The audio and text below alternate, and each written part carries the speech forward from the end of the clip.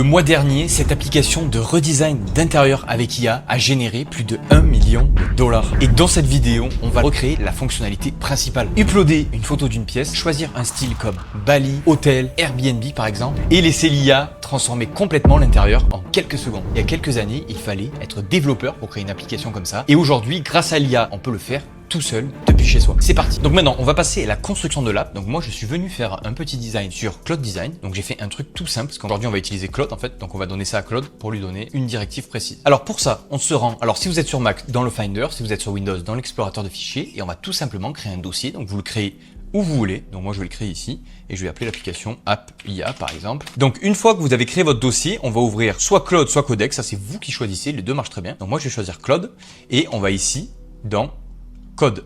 Voilà, donc ça, vous pouvez le faire aussi bien sur Mac que sur Windows, hein. C'est exactement la même chose. Et on va venir choisir notre dossier qu'on vient de créer. Voilà, App IA. Je le sélectionne, je fais ouvrir, approuver l'espace de travail. Donc moi après, j'aime bien ici venir faire ignorer les permissions parce que sinon c'est un petit peu pénible. Il vous demande pour chaque modification des permissions. Donc là, si c'est la première fois, ça va vous ouvrir cette interface. Vous descendez ici et vous faites autoriser le mode contournement des autorisations. Hop. Donc là, on retourne dans notre chat et on peut le mettre et ça fonctionne. Contourner les autorisations. Voilà. Donc la deuxième étape, ça va être de créer un petit document qui va décrire à l'IA notre projet. Donc là, moi je vous conseille d'ouvrir un nouveau chat, comme ça il n'est pas pollué. On vérifie qu'on est toujours dans le même dossier. Là, on a Opus 4.7, on peut un peu descendre hein, parce que ça sert à rien d'avoir autant de gaspiller autant de crédits. Et je vais tout simplement dicter. Voilà, donc je viens de finir de dicter. C'est vraiment tout simple. Juste très important de mentionner que vous voulez créer un PRD. Donc c'est un document, l'IA va le reconnaître et va être beaucoup plus efficace avec. Et tout simplement, avec un langage humain, je lui explique le principe de mon application, donc que c'est une application de redesign d'intérieur avec l'intelligence artificielle. Je lui explique aussi un petit peu le flow d'utilisateur, donc qu'est-ce que va faire l'utilisateur. L'utilisateur upload une image, sélectionne un style parmi les 10 styles disponibles, donc par exemple Bali, style hôtel, style Airbnb. Je lui spécifie aussi, ça c'est très important, que je veux pas changer le cadrage de l'image, je veux juste redesigner la pièce, donc là sans changer le cadrage ni les éléments présents dans la pièce. Il reçoit une photo de la pièce modifiée. Après, là je lui spécifie un modèle de génération d'images. Donc vous, si vous n'avez pas d'idée, vous pouvez laisser sans modèle, c'est l'IA qui choisira pour vous. C'est juste que moi, j'ai fait des tests de mon côté et j'adore le rendu du nouveau modèle de ChatGPT. Et ce modèle, je trouve qu'il a des résultats incroyables. Voilà, je lui mets aussi que je vais avoir un petit slider au milieu qui permet de voir la différence et que je lui fournis un screenshot du design que je vous ai montré en début de vidéo. Donc, si à cette étape-là, tu sais pas quoi dire à Claude, je te mets une ressource gratuite, c'est le premier lien dans la description et je t'ai créé un prompt générique qui va à toutes les applications. Tu as juste à renseigner quelques petites infos, comme ça, tu es sûr de pouvoir valider cette étape. Voilà, donc ça, une fois que c'est fait, on a juste à faire entrer et on se retrouve dès que c'est terminé. Ok, donc ça a pris une petite trentaine de secondes. Donc là, je vous invite à vérifier quand même ce qu'il vous met. Donc le flux principal, homme, sélection d'image, choix du style. Donc ça, c'est génial. Là, le modèle, il s'est trompé. Il m'a mis GPT image 1. Moi, je veux le numéro 2. Donc ça, je pense, c'est parce que il est entraîné sur des anciennes données. Il sait pas que c'est encore sorti. 10 styles définis. Il m'a mis quoi? Airbnb, scandinave, industriel, japonais. Oh, c'est super. Slider avant-après. Design calqué sur le screenshot que j'ai mis qui est ici. Nickel. Donc là, je vais lui demander cette modification et après, on construit l'application. Donc là, on voit qu'il a bien remplacé par GPT image 2. Il me demande même on commence le dev, je vais lui dire oui, commence.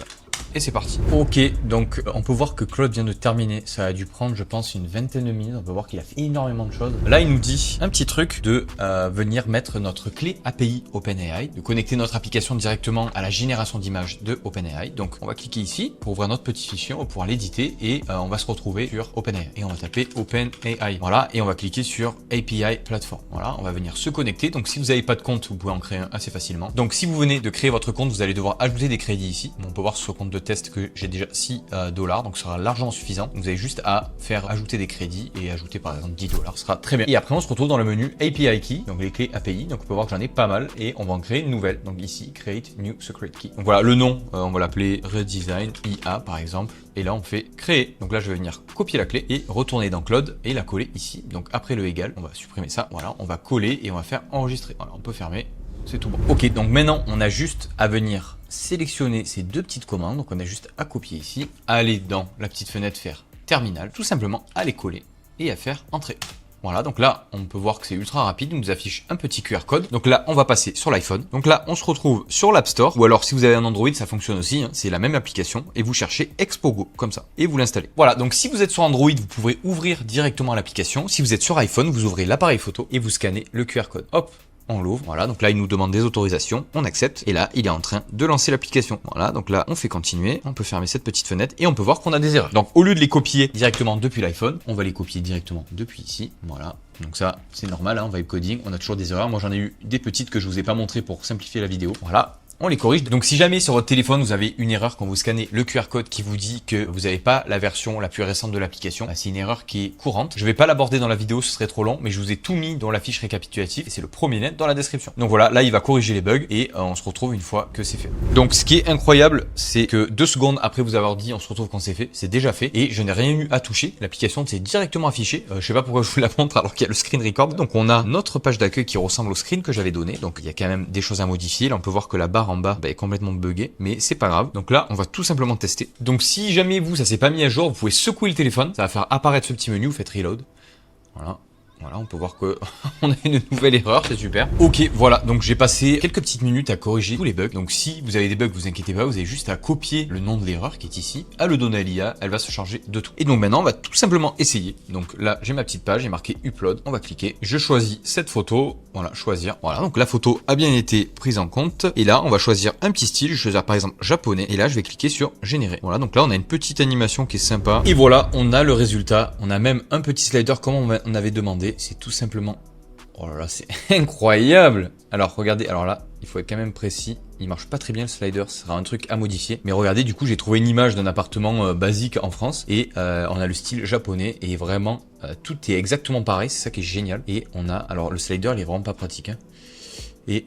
on a le petit avant-après. Donc là, on a un petit bouton save, on va voir s'il fonctionne. Il nous demande l'accès à notre galerie. Je vais lui donner l'accès. Et l'image a été sauvegardée. Incroyable. Donc là, on peut partager. Partager, c'est quoi? Ok, ça ouvre le petit menu partager sur l'iPhone. Et on peut le refaire avec un nouveau style. Voilà, ça nous a pris une demi-heure. On n'a pas touché à une seule ligne de code. On a juste expliqué à une IA avec un langage très basique ce qu'on voulait. Et on a directement l'application fonctionnelle sur le téléphone. Donc là, pour accélérer la vidéo, je vais pas vous le montrer sur un appareil Android, mais ça fonctionne de la même manière. Donc c'est ça qui est incroyable, c'est que ça marche sur 2 écosystèmes différents. Si tu veux créer ta propre application, je t'invite à cliquer sur le premier lien dans la description. C'est 100% gratuit. Tu reçois une petite fiche récapitulative où tu as tout ce que j'ai utilisé durant la vidéo. Donc que ce soit les prompts, les ressources, tu as vraiment tout. Donc si tu as des questions, posez-les moi en commentaire. Je me ferai un plaisir d'y répondre. N'hésite pas à mettre un petit pouce bleu pour me donner de la force. Et moi, je te dis à très vite pour une prochaine vidéo. C'était Léo. Ciao, ciao.